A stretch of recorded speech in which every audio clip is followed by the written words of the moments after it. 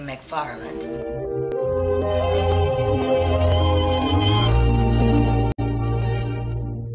The very thought of you, and I forget to do the little ordinary. And I was born in SMU, in the west part of Texas, in the ranch country. And I loved it. Wasn't there very long, but came on to San Antonio, and that was there for a short time as well. And then we moved to Welder, and it's spelled W-A-E-L-D-E-R.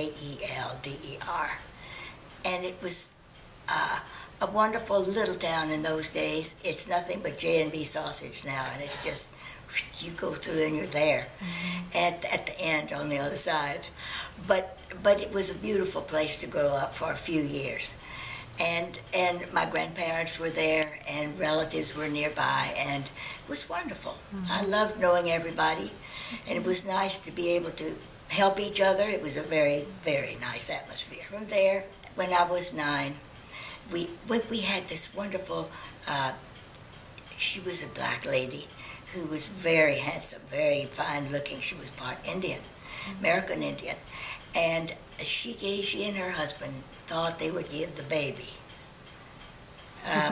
they would give me a Christmas present. So they got the Sears and Roebuck catalog and searched it and finally found what they wanted to give me.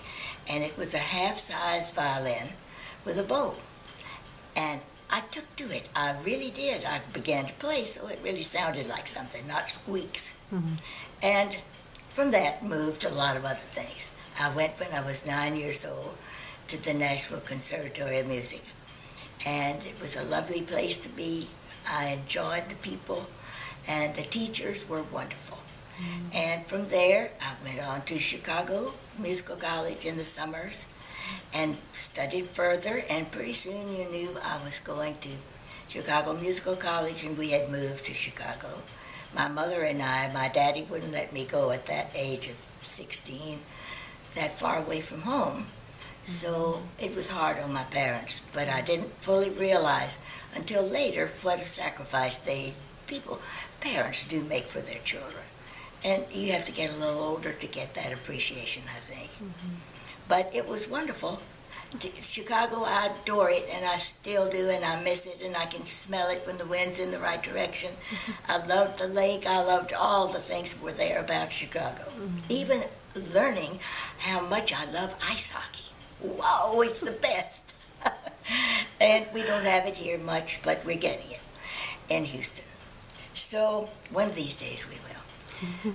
But there was so much about Chicago that I loved. And Chicago Musical College was a wonderful place to learn and to develop your skills.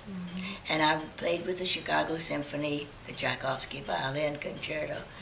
And that was a high point. It really was lovely.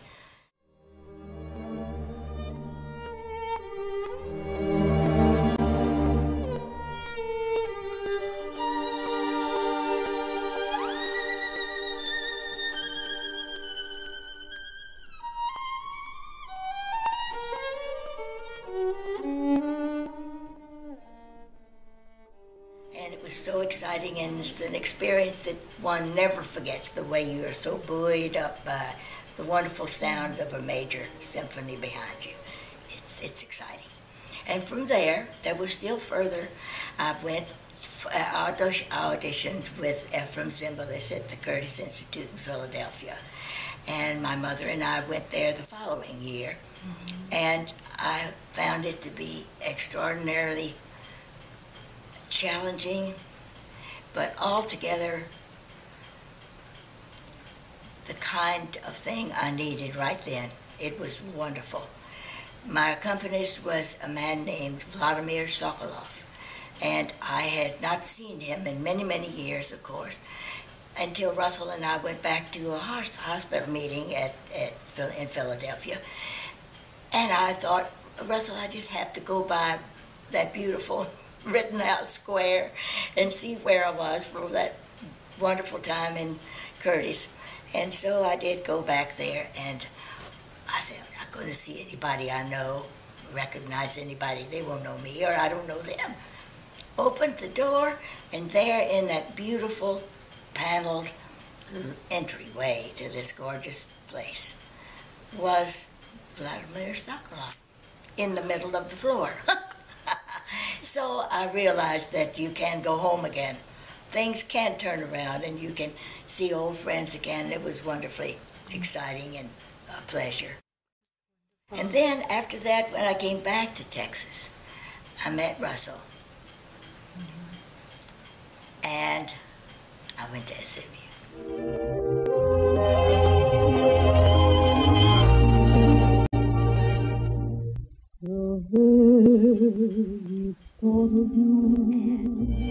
I went to SMU. SMU was a little bit of heaven, and it still is that in my mind. It was a happy place, but more than that, I had wonderful education. I had very fine teachers. We had Dr. Humphrey Lee was our president, and I had courses with Mr. Dr. Brooks in English, Lon Tinkle in the French department, and my favorite, Dr. John McGinnis, who taught Shakespeare.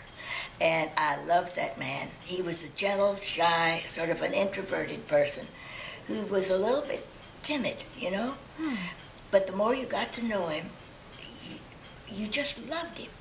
And he was a dear, dear man. And I knew his two boys, who were twins, Edward and Albert. And many years after I was out of SMU, I would remember that his birthday was December the 21st. And I'd always call him and talk to him and ask how he was getting along and tell him I loved him. And then after he was gone, I talked to Mrs. McGinnis for a while. But you know, there were people like that, such highlights in my life. And when I was at SMU, and I went through the sorority bit, and it was wonderful. I was a Pi Phi, and I loved them, and I still do. And it was an experience that I think every girl should have if she wishes. Not necessary, but if she does, she should indulge in that. It's fun. And then you have buddies all along. I don't know what else to tell you about SMU except that it was definitely a highlight in my education and in my development as a person. And I loved it with all my heart. That's great. In fact, as I hear about these wonderful new things that are going on at SMU, it's exciting. And I think, wouldn't I just love to enroll again and study some of those things? Ed Cox Business School, for instance. I've known Ed since he was a freshman at SMU with the beanie cap when he came. And I think he played in the SMU swing band. And by the way, another highlight definitely was the swing band. Oh, it was was conducted by Frank Malone, who had a lot of enthusiasm and ability. And whenever those games would start, and we had our football team, our games were played on campus until that time when we went to the farm. What was that place? Anyway, and it wasn't good. And so when we finally did come back, I knew it was the right thing to do because SMU needed that on the campus. And sure enough, it was that football team was something. We were good. And with that little, here came Peruna dashing out and all the boys running after him and the poor boy having to hold the rein to get him there. And then, you know, it was a real school spirit in the most wholesome kind. It was wonderful. One of my dear friends, Patsy Kelty, Mrs. Carver, in later years, was one of the cheerleaders, and she was so beautiful and such a lovely girl. I miss her. I miss her. Anyway, there were lots of friends that are still very special to me, and I hear from them, and I still keep in touch. Where all was local talent, all was just kids in the school who were doing what we were doing. And there was dancing, and there was a cursory kind of a plan of what it was. It wasn't much plot to anything, but it was a musical, let's call it that. script and score. The script was written and the score was written all by people in SMU. And they were talented and they did a wonderful job. And it was a success and a great pleasure to be in it. It was fun. And we were blessed in those days to have Bob Banner, who was a wonderful young man who was immensely talented. He was very good. And he and his wife went on, they lived in California later, and he continued to do theater work there very successfully. And so he did a lot of the writing of music, and I helped him with some of that, just backstage. And there were singers, there were dancers, there were anything you could name, and we had the most time rehearsing, the best fun in the world, and it was a very successful production. I don't know how we did it, but it was fun, and everybody loved it, and it was something we did every year.